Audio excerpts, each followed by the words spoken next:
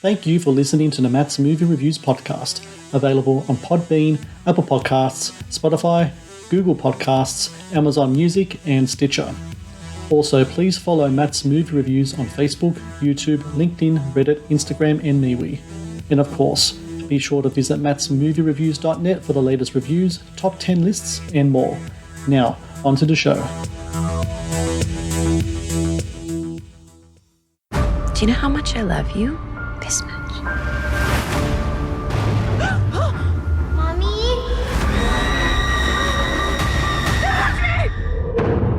Her mother died when she was a little girl. She didn't die. She disappeared.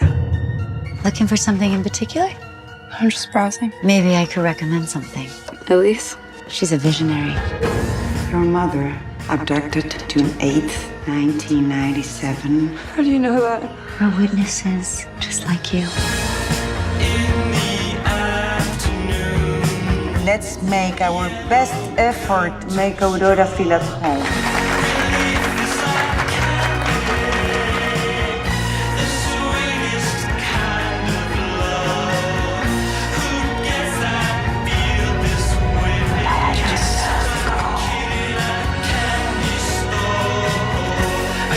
I was sent to find you, Aurora. Your mother said she loves you. Well. Jump. Stop! There's someone here. Stop! No! Why didn't you tell me? I was protecting you. They're waiting for you.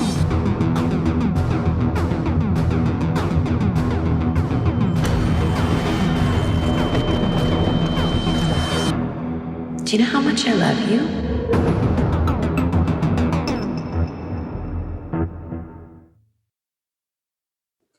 Hello and welcome to the Matt's Movie Reviews podcast. I am your host, Matthew Pejkovic, and this is episode number 409. Releasing February 11 in theaters across the US and on demand is Cosmic Dawn, a sci-fi thriller that stars Camille Rowe as Aurora, a witness to an alien abduction who joins a UFO cult in pursuit for the truth. A vibrant and triptastic delve into belief and trauma, Cosmic Dawn is also the latest film from writer and director Jefferson Moneo. I have to say thank you very much, Jefferson, for joining me now on the podcast. Jeff, how are you today? I'm good. How are you? Thank you for having me. Absolutely. It's really interesting just reading up about yourself and about this film. And the big thing that a lot of people, I'm sure, have been asking you about, and I'm going to do the same right now, is the experience you had, I believe, when you were 12 years old, when you yourself witnessed a UFO. And I'd imagine that was very much the jumping off point, wasn't it, for the movie that everyone's going to see very soon. Well, what was that experience exactly? I'm sure my listeners will love to hear about it. Yeah, well, I would say I'll clarify a little bit. I did not see a UFO, but I did see something very unexplained, a light phenomenon in the sky. So I didn't actually see a spacecraft. But I was 12 years old, and I grew up in central Canada in Saskatchewan. And my grandmother, I come from a sort of family of farmers and ranchers. And I used to go and spend my summers staying at my grandmother's ranch in southern Saskatchewan, which is in sort of a Badlandsy area of Canada. Mm-hmm. And I was asleep one night in the upstairs bedroom, and this light started coming into the room and woke me up. And I didn't know what it was. I thought there was just something going on outside, whether it was lights in the yard or maybe it was a combine or a harvester or something like that. I wasn't really sure what it was. But I remember looking at the clock and it said 11:32. And so I went downstairs and my grandmother was not there. And I found her outside in the yard, sort of standing and looking up at the sky. And there was all this brilliant light sort of coming from above. And I didn't know what it was, and she didn't know what it was. And it was there for a brief moment. I'm not sure how long she had seen it, but for me, it was maybe 10 seconds. And then it just kind of got sucked, although it was almost like these colors got sucked through a straw and disappeared. And everything went dark. We came back in. My grandmother went and woke my grandfather up and told him about it. He thought it must have been the Northern Lights or that we were sleepwalking or something like that.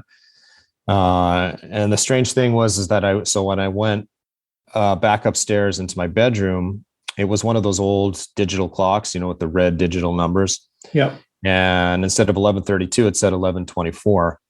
And that always sort of stuck out as just this bizarre sort of thing. I saw these lights that I could not explain. The clock seemingly went backwards. And I've told this story over the years, and not unlike Aurora in the film, nobody ever really believes it. Everybody tries to rationalize it away or have some type of explanation for it, or says, well, you were 12 and you didn't really know what you're looking at, all of these things to sort of, try to discredit it or whatever. But it was very strange. And it's always kind of stuck with me. So that sort of fed into part of the film, obviously. Very similar to sort of the experience. Aurora has a more specific experience than that. But the sort of unexplained lights from above was based on an experience that I had. The character of Aurora in Cosmic Dawn, we see her kind of like a before and after situation of the film kind of messes with timelines, etc. So you're going to need an actor there who can really personify the different phases in this character's life. And you found a great actor in Camille Rowe. Have you known of Camille's work beforehand? How did it come across that Camille played your Aurora in your movie?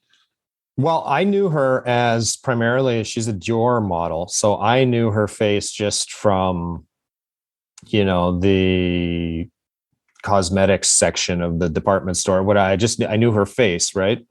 And we had already at this point, we'd been looking for Aurora. We had cast Emmanuel Shriki, who I think is fantastic in the film. She plays Natalie, and she was represented at the same management company as Camille.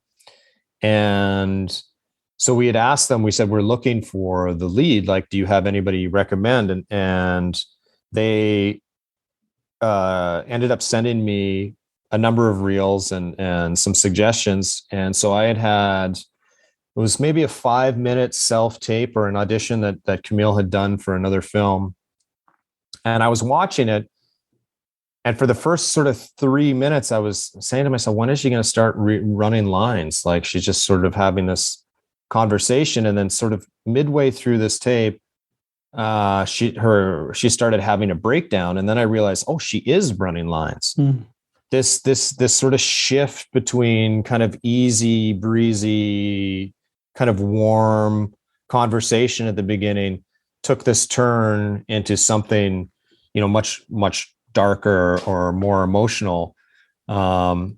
And she did it flawlessly and seamlessly. And I was like, oh, well, I need to talk to her. And I talked to her, and she's lovely. And she had great questions about the script and was really passionate about the story. And we just really hit it off. And so that's how Camille ended up being in the film. Another important character in the movie is the character of Elise, kind of like the leader of this cult that Aurora falls into. And she's played by Antonia Zegas, who's a actor from Chile. How did you find out about her? And were you looking for an actor that would be, kind of like foreign or kind of exotic to kind of bring up a different kind of air as compared to just like your run-of-the-mill kind of North American actor? Yeah, definitely. That was entirely the purpose, because the sort of nature of the cult is all these people from all over the world have sort of been drawn together by a similar experience or similar experiences. And so I wanted to have this group that was led by somebody who was not from where they were, essentially like a foreigner, somebody from a different country who had sort of had this sort of prophetic calling to come to this one place and draw these other sort of souls from around the world to the same place. So we were specifically looking for an actress that was not a native English speaker, because the film is in English. But so we looked at a number of different actresses, and we had a really good relationship with an agency in Mexico called Talent on the Road. And I'm married to a Mexican woman who also edited this film, and I spent a lot of time in Mexico and speak a little bit of Spanish and all of this. So I was kind of interested in working with a Latin American actress. And I had seen Antonia she was in No, which was nominated for Academy Award. She's directed by her ex-husband, Pablo Larraín. But she was in this other film called Los Perros. which I had seen at a film festival, and it was my favorite film I saw that year. It was the same year that A Fantastic Woman came out, which she was also in. And those were my two favorite films that I'd seen that year at the film festival. And so when this agency had recommended her, I jumped on it immediately because she just has these magnetic eyes, and this really strong presence, which the cult leader I needed. You know, I wanted them to be a very strong character, and she definitely has that. I mean, she has this sort of intensity to her, but also this sort of, she can kind of oscillate between very intense and very kind and warm and welcoming, you know, very sort of matronly. And that I saw in Los Perros. And so I immediately jumped on that, and she showed up on set and honestly just kind of flipped the production on its head, and all the actors were just locked in after that, and sort of changed that we were maybe 2 days into shooting, but she really brought this sense of energy and presence to the set that's the same. I think, you know, I think it comes across in the performance, but also as the cult leader. It was almost sort of like she came and converted all of us, you know. So yes. What's really interesting about the film is that a lot of the film is set within this compound that the cult hangs out in, and throughout you have scenes of ritual, but you also have these other things. It's kind of like you have exercise, diet, specific clothing that these characters wear, colors are specific to different characters as well. Another thing I read about you, and I'm just going to confirm now with this true, is that when you were younger, you were actually in a cult yourself. I think it was in Costa Rica, and I think the cult was called the Witnesses of the Third Kind, I think it was. With Jose down in Costa Rica. Well, you know, I mean, the cults, I don't know if we call ourselves a cult, but it was just a bunch of like-minded people that like to do psychedelics and hang out on the beach. And after a while, you realize, I mean, Jose, God rest his soul, sort of tragic. He tragically passed away on a motorcycle accident. I'm not really laughing, but this happened sort of after the fact. And then we just, I don't know, you're young and you're stupid and you feel like, you know, you're going to change the world, and you're hanging out with each other, and you're going to take these big psychedelic trips into the cosmos. And then after a while, you're just sort of, I kind of want to go home. I miss my friends and my family. So it wasn't a cult in that you couldn't leave or whatever, but right. You know, so there was none of that kind of like ritual or kind of like order or anything like that we see in the movie. No, we were a very loose bunch of people. I mean, we all got along really well. We all sort of had these strange kind of experiences and stuff like that. And so then we took all these psychedelics to try to recreate these experiences as a way to sort of process them and all this stuff. And you know, Jose sort of fancied himself as a shaman and all this, but ultimately it was just a bunch of people doing drugs on the beach. The Matt's Movie Reviews podcast is brought to you by 80s Tees. 80s Tees is an online retailer of licensed t-shirts and pop culture gear from your favorite movies, TV shows, cartoons, video games, comic books, and musicians. Celebrate your inner 80s nerd and click on the link in the show notes below to get the raddest retro t-shirts delivered to your door. The Matt's Movie Reviews podcast is brought to you by Loot Crate. Founded in 2012, Loot Crate is the worldwide leader in fan subscription boxes. Loot Crate partners with industry leaders in entertainment, gaming, sports, and pop culture to deliver monthly themed crates, produce interactive experiences in digital content, and film original video productions. No matter what you geek out about, Loot Crate has a subscription box for you. To get your very own exclusive collectibles, apparel, and gear delivered to your door, be sure to click on the link in the show notes below. The Matt's Movie Reviews podcast is also brought to you by Vudu. Watch the latest movies and TV shows anytime, anywhere. No subscriptions, no contract. Enjoy stunning quality in up to 4K ultra high definition at home, and download and watch on your mobile device as well. To rent and buy from over 100,000 titles or watch thousands of movies free with Vudu Movies on us, be sure to click on the link in the show notes below. Now, back to the show.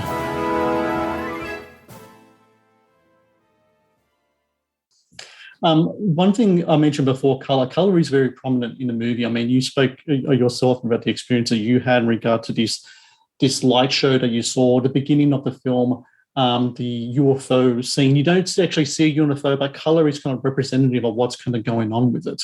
And it's really interesting that you mentioned in a previous interview that James Turrell, who's the artist, who using kind of the light and space movement, he in particular was really influential in the way he wanted to portray color in your movie. What was it about his work that really spoke to you, and that you wanted to portray that type of take on color into how your interpretation of kind of like this kind of cosmic event that happened in your film?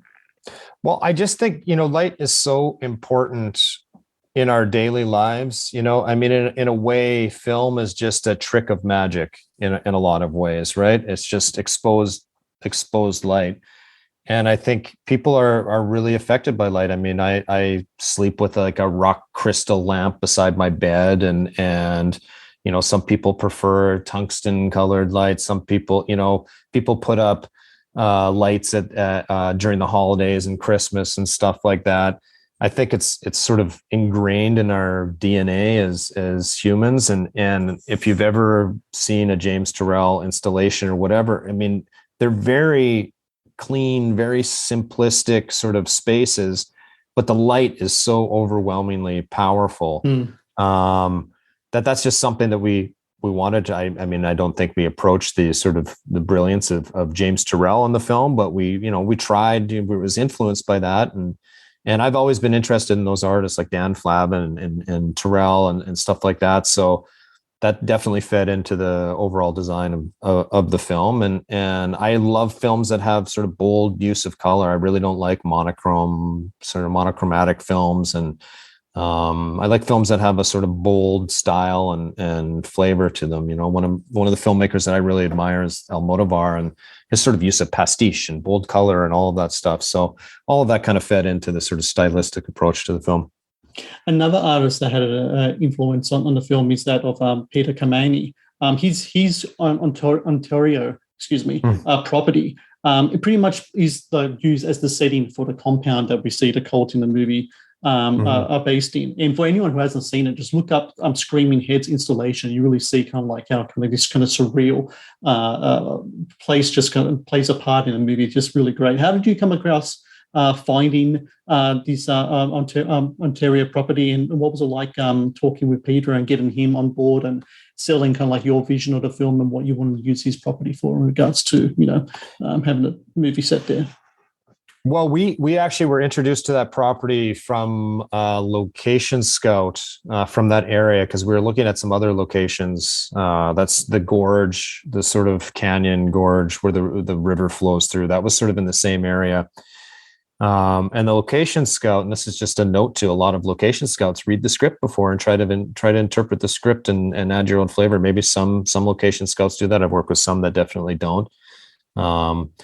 And he had read the script, and so that he was an aspiring filmmaker himself. This location scout, he had like a tattoo of David Lynch on his forearm, and he had read the script, and we had said, we just want to see the strangest places. Like, what are the strangest places you've been to? We wanted, to maximize our sort of production value with the locations. And he said, what, there's this really strange place that you guys might like.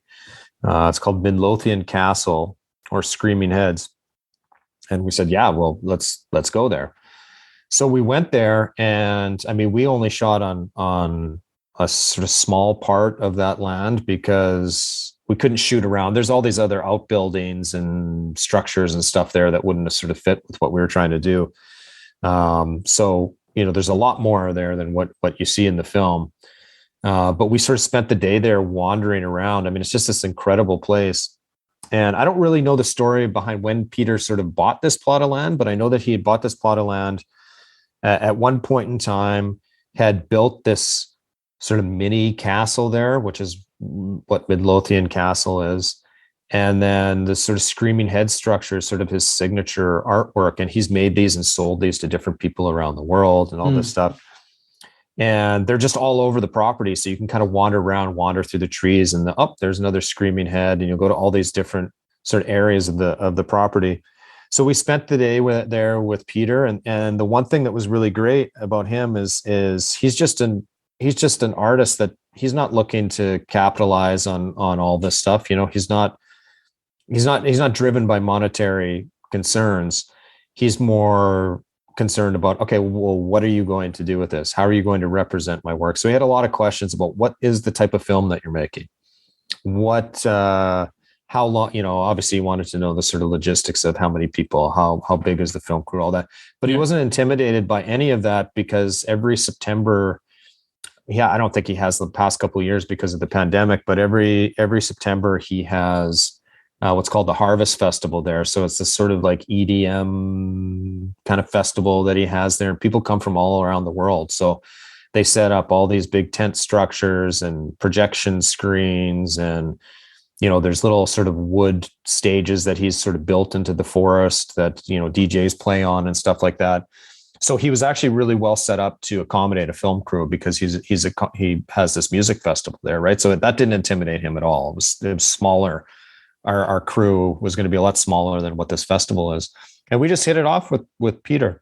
And actually, his sort of property manager, Camille Oakes, plays Cammy, one of the cult member in Brown in the film. So we got her involved in the film. And from there, after we went to that place, we asked if we could incorporate the Screaming Head iconography into the iconography of the cult. And he loved that idea. So that's how we found him and how that relationship kind of grew.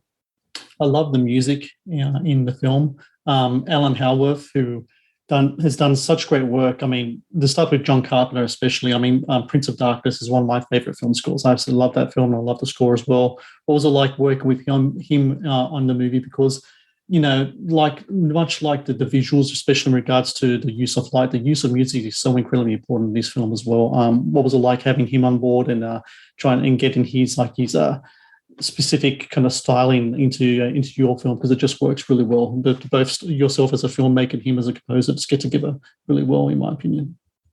Well, I had met Alan through another one of my producers on the project. He had worked with him or had some contact with him at some point. I'm not sure if they actually ended up working together. I can't remember the specifics of that, but Brian Robertson, one of the producers on the project, introduced me to him, and Patrick Hackett, another one of the producers on the film, knew another filmmaker that he had done a score for. So there was this sort of connection, and I didn't want to do I wanted something really unique. And I knew about Alan, obviously from the John Carpenter stuff, but I also knew about him because he's kind of a synthesizer pioneer.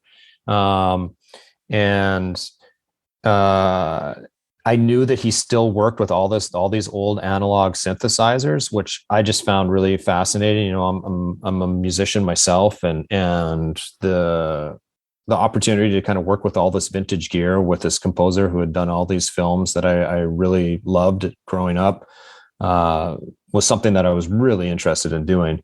So I met Alan. We sort of talked over the phone. At this point, the pandemic was going on, so unfortunately we never got together. We had originally kind of planned. He lives in California, but he has another home studio in just outside of Cleveland in Ohio. I'm not sure exactly where in Ohio, somewhere in Ohio.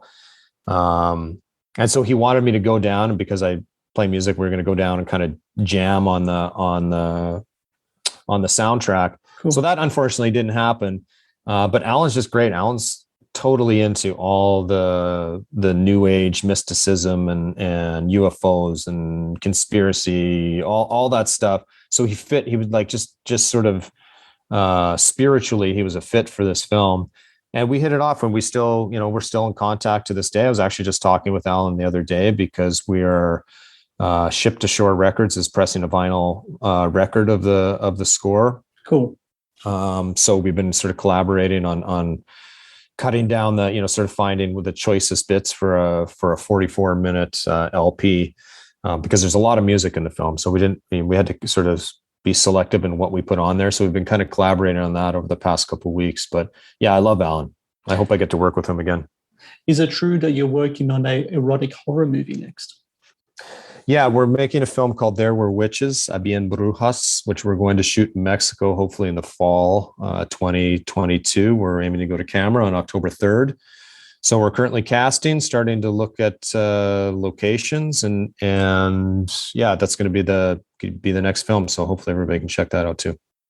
Well, like I tell you what, I can't wait to watch that one. And Cosmic Dawn, absolutely love it. For people out there listening, February 11 across theaters in the US, also on demand. Really do check out this film. Great music, great visuals, great film. And it's been great talking to you, Jeff. Congratulations with the movie. Best of luck with release. And hopefully when your new movie comes out, we can talk about that as well. All right. Thanks, Matt. Thank you for watching the Matt's Movie Reviews channel. Please subscribe for more reviews, podcast interviews, and exclusive content. Also, if you would like to request a review and support my work, please join my Patreon via the link in the description below.